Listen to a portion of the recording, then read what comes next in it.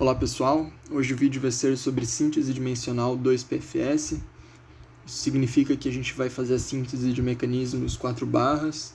Síntese está relacionado a encontrar o comprimento das barras. 2PFS está relacionado com o fato de que a gente vai dar duas posições de entrada e a gente quer que a barra acopladora passe por essas duas posições. Então o vídeo vai ser sobre uma espécie de algoritmo, um passo a passo que a gente segue para chegar dessas duas posições que a gente quer que o mecanismo passe, para encontrar o comprimento das barras, para encontrar a posição dos pivôs, para que isso aconteça. Isso está diretamente relacionado com o que a gente comentou no vídeo passado sobre uma certa forma de programar um mecanismo para realizar um certo movimento. Então, nos próximos vídeos a gente vai ver 3 e 4 PFS, que significa que a gente vai estar adicionando mais pontos de controle para determinar esse movimento que o mecanismo 4 barras vai passar. Então, aqui tem um exemplo do que a gente vai obter de resultado e do que a gente tem como dados de entrada.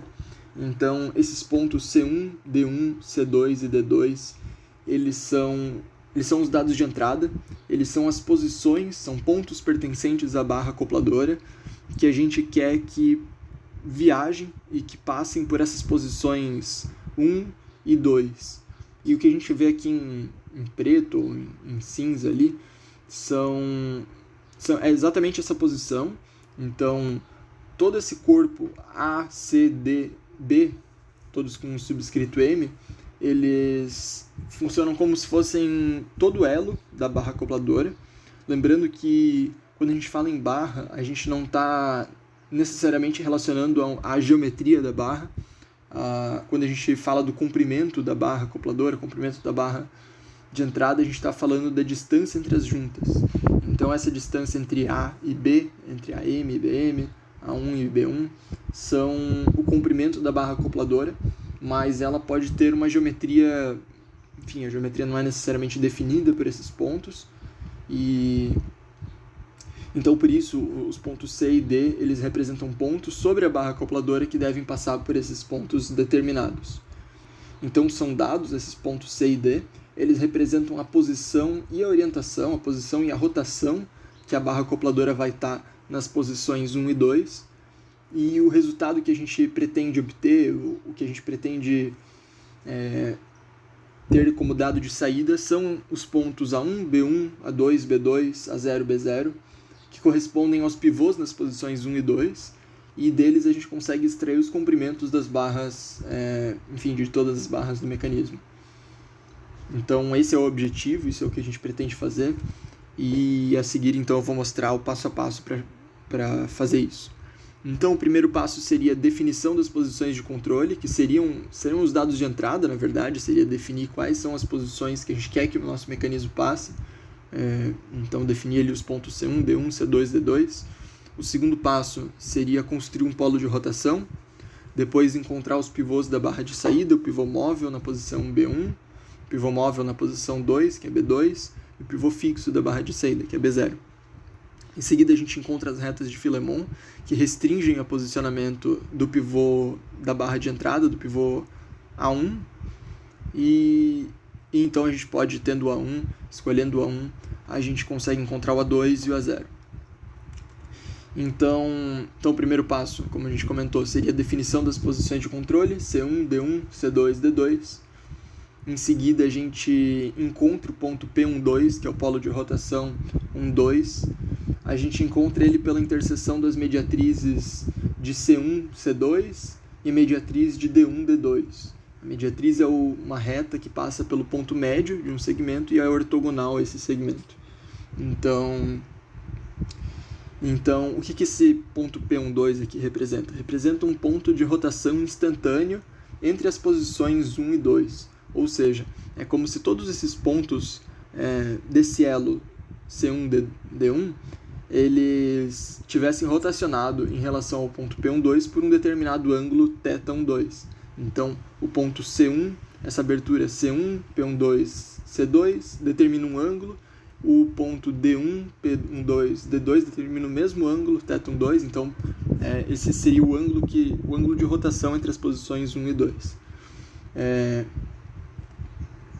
Em seguida, a gente escolhe um ponto B1 em uma posição qualquer, ou seja, em qualquer lugar aqui do domínio, mas de preferência próximos aos pontos C1 ou D1, ou próximo a essa região, porque todos eles pertencem à barra acopladora. Os pontos A1, B1 pertencem à barra acopladora e os pontos C1 e D1 também pertencem. Então é recomendado que posicione ponto B1 próximo aos pontos C1 e D1 para que a gente não tenha uma barra acopladora muito grande, não esteja movendo um peso desnecessariamente grande. E aí, então, tendo escolhido o ponto B1 tem 2 graus de liberdade para escolher, né, em X e em Y, a gente consegue encontrar o ponto B2 a partir dessa abertura θ12. Então, a abertura θ12, ela é esse ângulo, essa abertura C1, P12, C2. Ela também poderia ser medida por D1, P12, D2, é o mesmo ângulo. E a gente encontra B2 a partir da rotação de B1 em relação a P12 por esse ângulo θ12. Então, já o pivô fixo ele pode ser encontrado sobre a mediatriz do segmento B1, B2. Isso porque a mediatriz ela é o lugar geométrico de todos os pontos que são equidistantes dos pontos B1 e B2. Ou seja, a mediatriz, todos os pontos sobre a mediatriz têm uma distância igual do ponto B1. Essa distância é igual até o ponto B2. E isso é necessário porque o comprimento da barra de saída ele deve ser constante na posição 1 e 2. Então, esse é o motivo de o ponto B0 estar sobre a mediatriz de B1 e B2. E ele pode ser escolhido em qualquer ponto, então ele tem um grau de liberdade inteiro aqui sobre essa reta.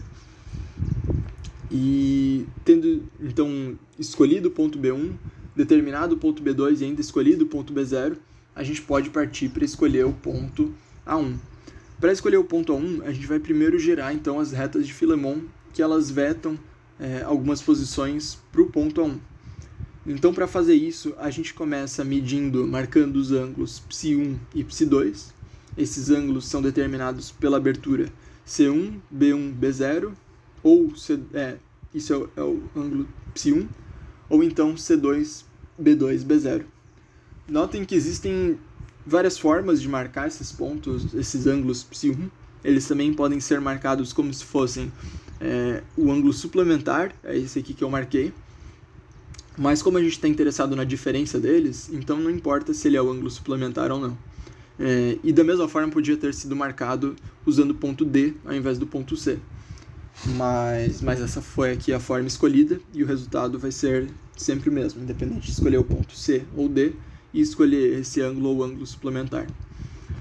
E então, como eu comentei, a gente está interessado na diferença desses ângulos, então a gente vai calcular então o ângulo Ψ12, que é dado pela diferença de Ψ2 menos Ψ1. E a gente vai encontrar esse ângulo B0' como sendo a rotação do ponto B0 em relação ao ponto B1 pelo ângulo Ψ12.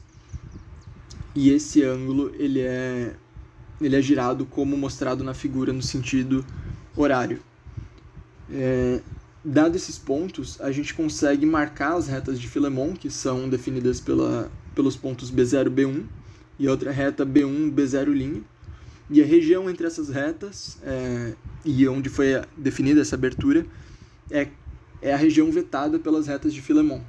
Nessa região não se deve posicionar o ponto A1.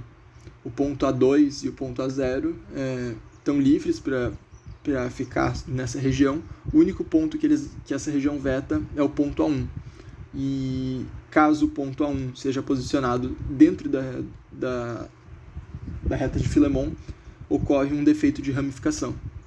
Então, como eu falei, a gente escolhe um ponto A1 fora da região vetada pelas retas de Filemon e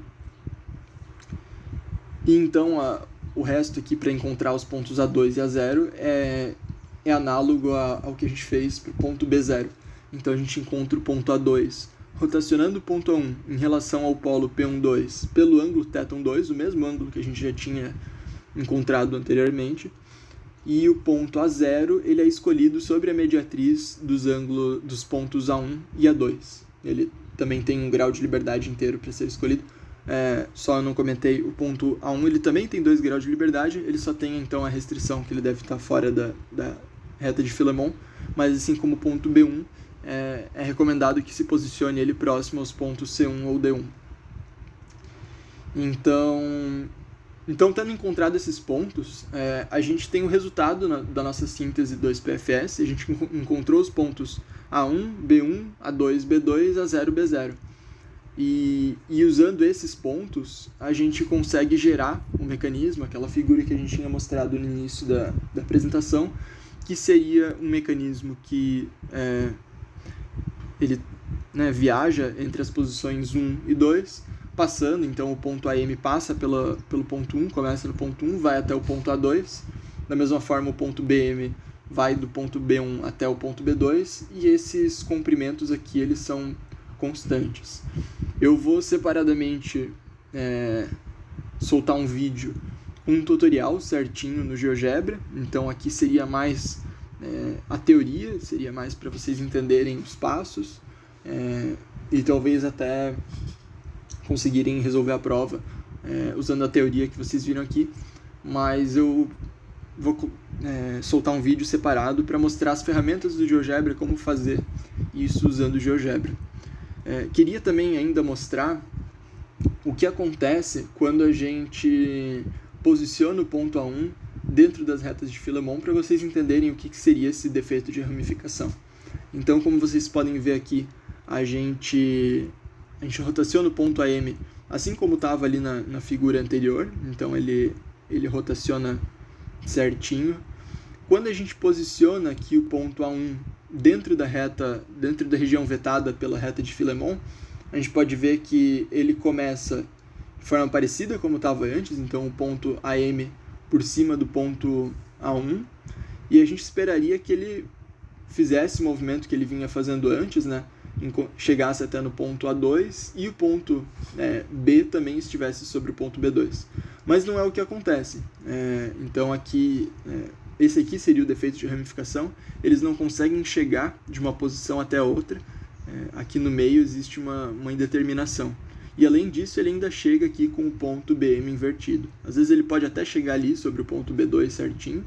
Talvez se a gente colocar em outra posição. Não. Mas pode acontecer de ele chegar no ponto B2 certinho, mas aqui entre esses dois pontos, ele passa por uma região onde o mecanismo está indeterminado.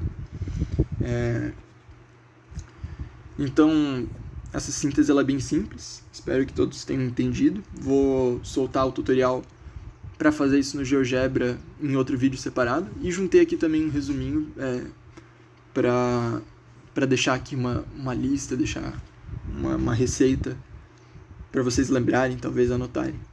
Então, agradeço pela atenção e até o próximo vídeo.